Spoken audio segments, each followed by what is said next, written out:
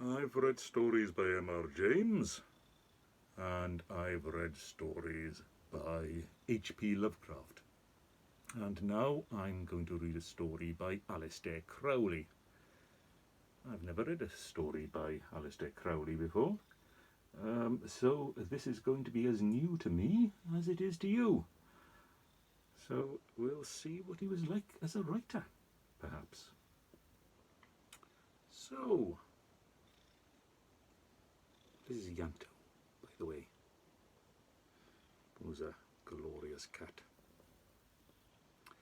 So I am going to read His Secret Sin by Aleister Crowley, and let's see what it's like. So, His Secret Sin by Aleister Crowley. Theodore Bugg had made England what she is. The last 42 years had elevated him from errand boy to biggest retail grocer in the Midlands. 28 years of wedded happiness had left him with a clear conscience, a 5-year-old grave to keep in order, to the memory of my beloved relict, as he had written until the clerk suggested a trifling alteration, and a strapping daughter just turned 20. I wish I could stop here. But there is a rough side to every canvas, and Theodore Bugg had forgotten all about England, and what she is, and how he had made her. Or, if the good work was going on, it was subconscious. He was standing by the gilded statue of Jeanne d'Arc, his mouth wide open, his Baedeker limp in his perspiring hand. "She's riding astride!" The molten madness throbbed in his brain. "She's got man's clothes on!" The shocking truth must out. Theodore Bugg had come to Paris for pleasure. He had only been able to spare 2 days, the Sunday and Monday of Whitsuntide. He had travelled by the night boat on Saturday, arriving in Paris on Sunday morning. The first step downward. The air of Paris intoxicated him. The grand boulevards ate into his moral fibre like a dragon chewing butter. And, though he had not actually been in anywhere, he felt the atmosphere of the music halls as Ulysses heard the sirens.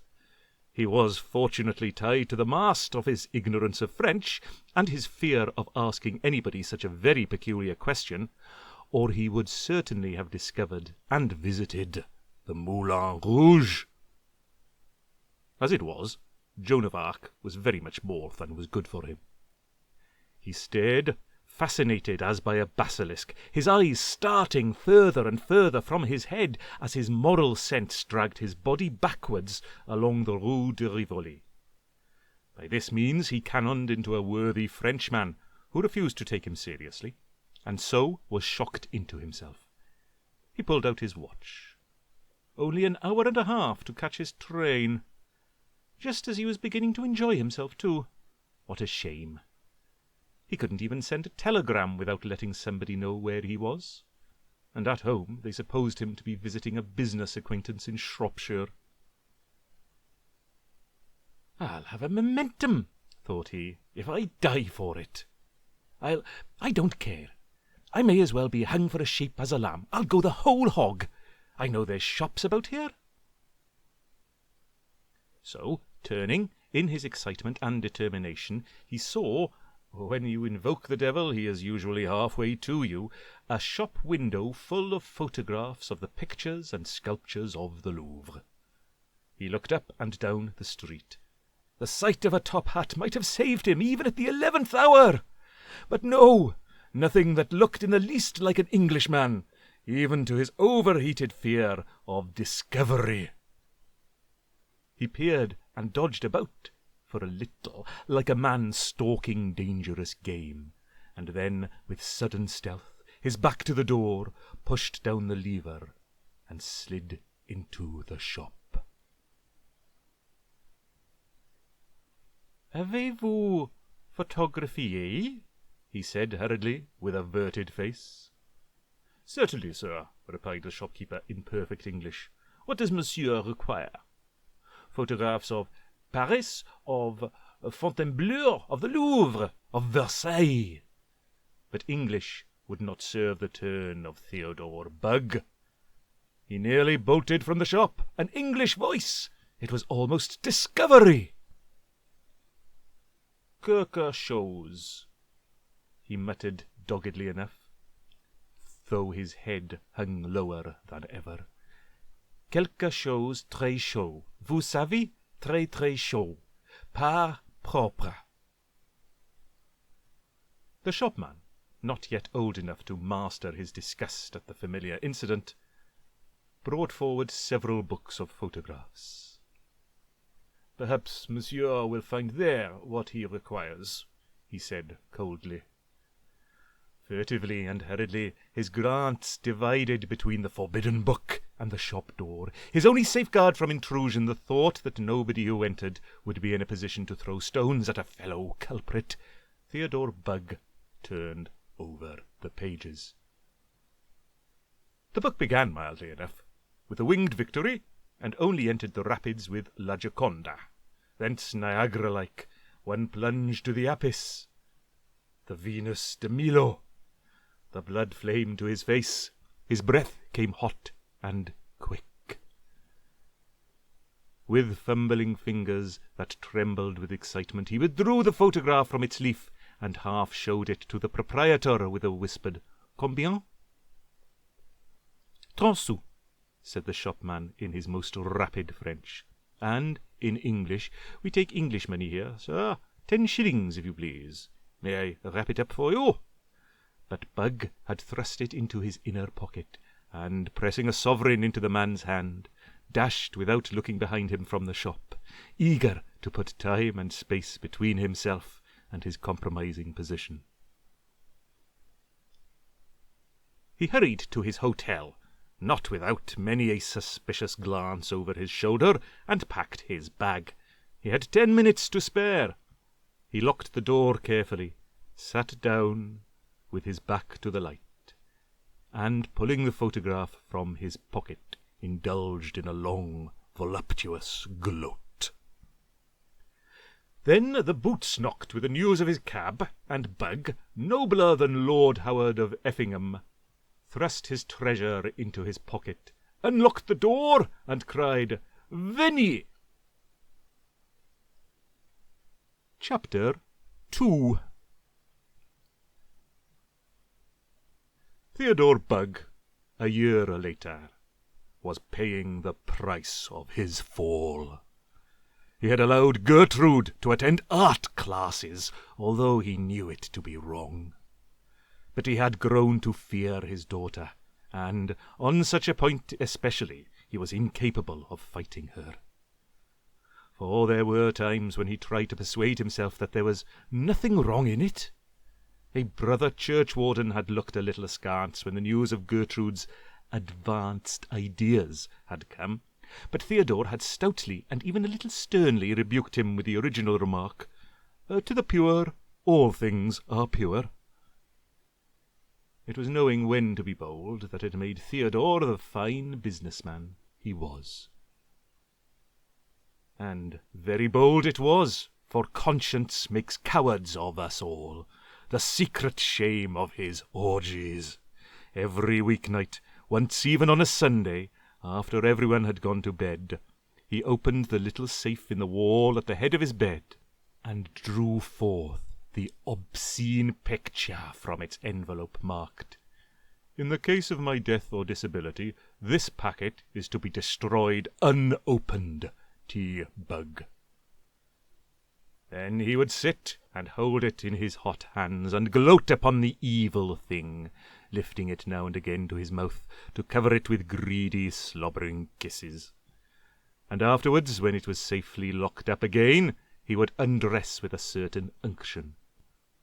Once he even attempted, with the aid of a bath-towel, to take the pose before the mirror. And he saw nothing ridiculous in that, just as he saw nothing beautiful in the photograph. Nakedness is lust, So ran his simple gospel of aesthetics. Shame quickened him, too, to measures of expiation or precaution. He read family prayers twice a day instead of once, and he took the chair at the annual meeting for a society of sending out trousers to converted Hindus. As everybody in the Midland knows, Hindus are naked savages. And he discharged a groom for whistling on Sunday. But if these expedients salved his conscience, they did nothing to quell Gertrude's incipient tendency to independence of thought and action. There had been a very unpleasant scene when he threw into the fire a book from Moody's. I thought one could have trusted Moody's, called The Stolen Bacillus, which he understood to be of a grossly immoral tendency. Nasty filth about free love or something, isn't it? Theodore Bugg was not a sensitive man. Excess of intuitive sympathy had not made his life a hell, but he felt that his domestic relations were strained, especially since that Mrs. Graham had evinced a liking for Gertrude. Her husband's colonelcy was the gilding of the pill, but the pill was a bitter one, for Mrs. Graham went motoring and even golfing on Sunday, instead of going to church, and once or twice had taken Gertrude with her, to the scandal of the neighbourhood. Colonel Graham, too, rather got on Bugg's nerves, in spite of the honour of his acquaintance. Such thoughts went dully through his mind as he waited in the garden for his daughter to come in to tea from the art class. But when she arrived, portfolio in hand, her beauty and the splendour of her long, easy swing determined him to be gracious. Under such circumstances, conversation is apt to be artificial. But Gertrude was grey and garrulous, and the tea went very pleasantly until her father's eye unluckily fell on the portfolio. "And what has my little fairy been doing lately?" he asked, with elephantine lightness. "Oh, sketches mostly, father. This week we're copying from old Greek masterpieces, though. Let me show you, father dear." She opened the portfolio and turned over the leaves. "I'm getting on splendidly. Mr. Davis thinks I ought to go to Paris and study properly. Do let me." "How can you think of such a thing, Gertrude? A daughter of mine? Study properly? No, indeed. A little sketching is a nice accomplishment for a young lady, but—" His jaw dropped.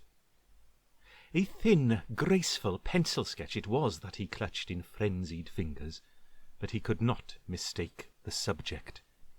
"Wretched girl!" he shouted. "Where did you get the damn it, what do you call it, the model for this vile, filthy, lewd, obscene, lustful thing? Damn it, you're as bad as Cousin Jenny."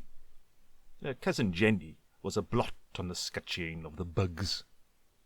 "You're a harlot, miss." And then, with an awful change as the truth came home to him, "Oh, my God! Oh, my God! Damn it!" he screamed. "How did you get the keys of my little safe?" The girl had frozen colder than the stone, but there was a new light in her eye. And if the curl of a lip could tread a worm into the dust, that lip was hers, and that worm the author of her being. She had withdrawn as one who comes suddenly upon a toad, and the first flaming of her face had died instantly to deadlier ice. Bugg saw his mistake, his masses of mistakes. There being but one more to make, he made it, and, finding himself in the frying pan of discovery, leapt into the fire of things irrevocable and not to be forgotten. His fat, heavy-jowled, coarse face all twitching, he fell on his knees and clasped his hands together. "So you found me out. Don't give away your poor old father, Gertie. My little Gertie." There was a silence. "Excuse me, father," said the girl at last, "but I've just had a glimpse of you for the first time in my life, and it's a bit of a shock. I must think." And she stood motionless until her hapless father attracted her attention by backing into his wicker chair. "Don't touch holy things," she snapped suddenly, taking the sketch from his nerveless hand and replacing it reverently in the portfolio. The action seemed to decide her. "I'll give you an address to send my things to," she said, and walked out of the garden. Theodore Bugg sat stunned. "Holy things," she had said. She called that lustful French photograph holy. Was this original sin? Or was it that strange new thing people were talking about? What was it? Ah, heredity, heredity. His secret sin become her open infamy? Truly the sins of the fathers were visited on the children. By this time he was upstairs and in his bedroom. He must destroy the accursed thing. He must destroy. Ah, yes, he had contaminated Gertrude by having such a thing in his house. He must be the Roman father. And what would a Roman father do? He had the match alight, but he could not put it to the edge of the packet. Then the silence of the house hit him. He knew that his daughter would never return, and in a fit of rage he trampled on the envelope like a wild beast mauling a corpse. He thrust it into the empty grate, lit the paper frills, watched all blaze up. Then, gulping down a sob, he went to the drawer of a cabinet and pulled out the revolver which he had bought and loaded under the shopman's guidance against burglars. Yes, he must kill himself. He drew back the hammer. Cold sweat beaded his flabby face. He could not. And anyway, how did one? He thought of many stories of people who had shot themselves ineffectively. He felt for his heart and failed to find it. Wondered if it had stopped and he were dying. Had a fit of fear paralyzing all his will. He thought of himself lying dead. "No, by God, I can't do it," he cried, and flung the pistol back into the drawer. As luck would have it, the weapon exploded. The bullet broke his jaw, tore away 4 molars, smashed the cheekbone, pulped the right eye, and, glancing from the frontal bone, found its billet in the ceiling. He lost consciousness and fell.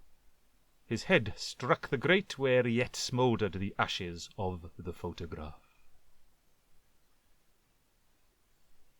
It was 3 months before he recovered, and then with only half a face to face the world with. He still thinks that Gertrude gave him away, for the street boys have taken to calling him Old Venus. But he is wrong. The boys have their aesthetic reasons for the name. Gertrude, in any case, is much too busy to bother her head about him. For, after a year in the Latin Quarter, if she has failed to surpass Degas and Manet and Van Gogh, she has at least conquered the great pianist, Volodyovsky, and it takes her all her time to manage him and keep the baby out of mischief. Theodore Bugg needs no help of hers in his moral sculpture of the destinies of England. Oh, well, that was better than I thought it would be. It's actually very good. Well, there we are. A rather good story by Aleister Crowley, a man I've known was right-headed about the only gods being Beelzebub and Great Cthulhu, but I didn't realise he was such a good writer. I may well look for more stories by him, and possibly read them and put them out for other people. Anyway, I hope you enjoyed that. If you enjoyed it enough to buy me a coffee, you can do it on the Ko-fi account, which is in the information on the channel. If you didn't, then I hope you enjoyed it anyway. So there we are. So, hope you enjoyed. Nostalgic. Good night to you all.